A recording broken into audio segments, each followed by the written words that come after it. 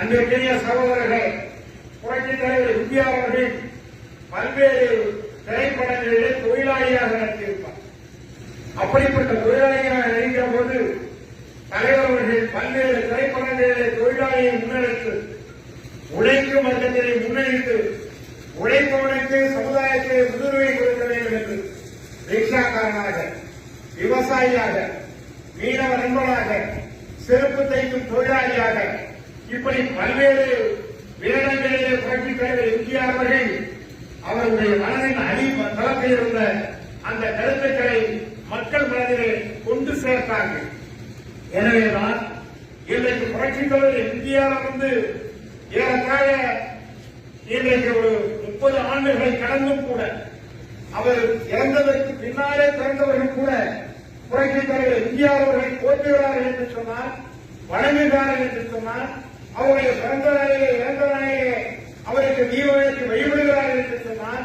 புரட்சித் தலைவர் ஏழைகளுக்காக, தொழிலாளிகளுக்காக, ஏழை என்று சொன்னாலே அவர் தொழிலாளியாக இருக்க வேண்டும். தொழிலாளியாக இருந்தாரையானால் அவர் ஏழையாக இருக்க வேண்டும்.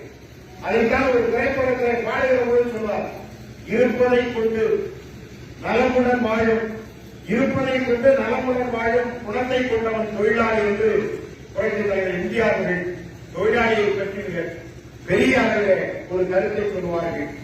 அப்படி தொழிலாளர் வர்க்கத்துக்காக அதிமுக உருவாகிற போது புரட்சித் தலைவர் எம்ஜிஆர் அவர்கள் சொன்னார்கள், என்னுடைய கட்சியுடைய பெயர்களே அண்ணாவை தாங்கி நான் இணைந்த திராவிட முன்னேற்ற கழகத்திற்கு முன்னாலே அண்ணாவுடைய பெயரை போட்டு அண்ணா திராவிட முன்னேற்ற கழகம் என்ற பெயரை நான் வைத்திருக்கிறேன் தவிர உண்மையிலேயே ஒரு பொது உடைமை கட்சி அதிமுக மட்டும்தான் என்று அன்றைக்கு புரட்சித் தலைவர் அவர்கள் பிரகடனப்படுத்தினார்கள்.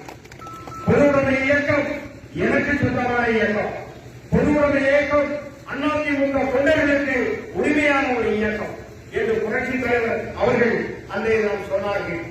அதனால்தான் புரட்சித் தலைவர் எம்ஜிஆர் அவர்கள் உருவாக்கிய அந்த அண்ணா திராவிட முன்னேற்ற கழகம் இன்றைக்கும் உயிரோட்டமாக இருந்து கொண்டிருக்கிறது என்று சொன்னால் அவர் போட்ட அந்த மூல மந்திரம், ஏழைகளை நினைத்து வாழ்ந்த, ஏழைகளுக்காக ஆட்சி செய்த புரட்சித் தலைவர் எம்ஜிஆர் அவர்களை இந்த மக்கள் இன்றைக்கும் போற்றுகிறார்கள், பாராட்டுகிறார்கள்.